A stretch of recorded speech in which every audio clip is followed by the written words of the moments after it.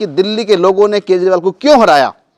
अगर उसने सारे काम किए हैं तो फिर किससे उम्मीद रखोगे आप अगर केजरीवाल को हराओगे तो। अगर मुझे तो लगता है कि भगवान श्री कृष्ण और भगवान राम भी अगर चुनाव आकर लड़ेंगे तो आप चुनाव में उनको भी हरा दोगे।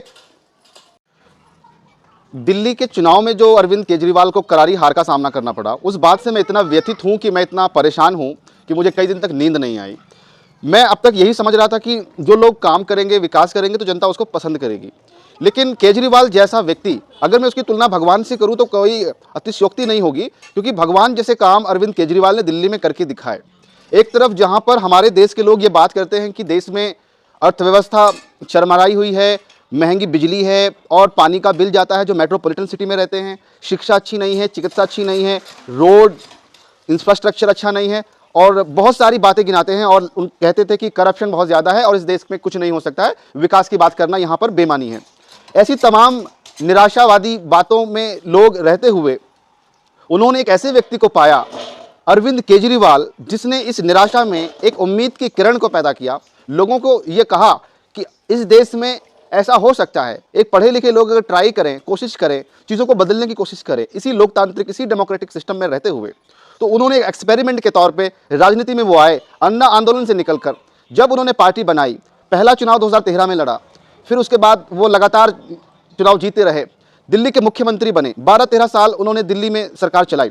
उसके रिजल्ट में क्या हुआ, उन्होंने जो बातें वो कह रहे थे, जिन सपनों को वो दिखा रहे थे, उन बातों को उन्होंने पूरा करके दिखाया। जिस दिल्ली में 24 घंटे बिजली नहीं आती थी, उस दिल्ली में 24 घंटे बिजली लाने का काम किया और उस बिजली को फ्री दिल्ली वासियों को देने का काम किया। पानी जो था वो फ्री पानी उन्होंने दिया। सड़कों की बहुत सारे फ्लाईओवर्स उन्होंने बनाए। अगर आप कांग्रेस सरकार से भी कंपैरिजन करते हैं तो उनका जो एवरेज था पर ईयर या पर 5 ईयर, वो एक अच्छा था। हॉस्पिटल की जो व्यवस्था थी उसको इतना अच्छा कर दिया कि लोग प्राइवेट हॉस्पिटल को छोड़कर सरकारी हॉस्पिटल में जाने लगे। डॉक्टरों की इतनी उपलब्धता उन्होंने कर दी कि मोहल्ला क्लिनिक उनके मोहल्ले में ले जाकर डॉक्टर को बैठा दिया। तो मोहल्ले में छोटी मोटी बीमारी के लिए, बड़ी के लिए हॉस्पिटल में व्यवस्था की। दवाइयाँ काफ़ी उपलब्ध करा दी गई, सेंट्रलाइज्ड एसी वहाँ पे लगा दी गई। महिलाओं की डिलीवरी के केस आप देखोगे 95% सरकारी हॉस्पिटल्स में देखने को मिलेंगे जो मिडिल क्लास फैमिलीज हैं। आप शिक्षा में क्रांतिकारी बदलाव किया। जो स्कूल थे, मौजूदा स्कूल थे, उनको इंफ्रास्ट्रक्चर उनका पूरी तरह से परिवर्तित करने का काम किया। आप कहेंगे कि स्कूल क्यों नहीं नए बनाए? नए स्कूल की कोई वहाँ पर आवश्यकता नहीं थी। स्कूलों की संख्या को लेकर कोई कमी नहीं थी। स्कूलों की सेहत सुधारने की ज़रूरत थी और स्कूलों की सेहत को सुधारा गया। स्कूल को न केवल सुधारा गया, वहाँ के टीचर्स जो थे, सरकारी टीचर्स थे, उनको अच्छी ट्रेनिंग देकर और गुणवत्तापरक शिक्षा देने का काम किया। रिजल्ट भी अच्छे आए। IIT में बच्चे वहाँ के सिलेक्ट हो रहे हैं, कई कॉम्पिटिटिव एग्जाम्स में लोग क्वालिफाई कर रहे हैं। प्राइवेट जो स्कूल हैं उनसे अगर कंपेयर करेंगे तो उसी के करीब करीब वहाँ पर इन्होंने रिजल्ट पहुँचाने का काम किया। कुछ लोग आरोप लगाते हैं कि 9वीं 10वीं में बच्चों को रोका गया, 11वीं में रोका गया ताकि रिजल्ट अच्छा हो। अगर ऐसा किया भी गया है तो कोई गलत काम नहीं है, हालांकि ऐसा किया नहीं गया।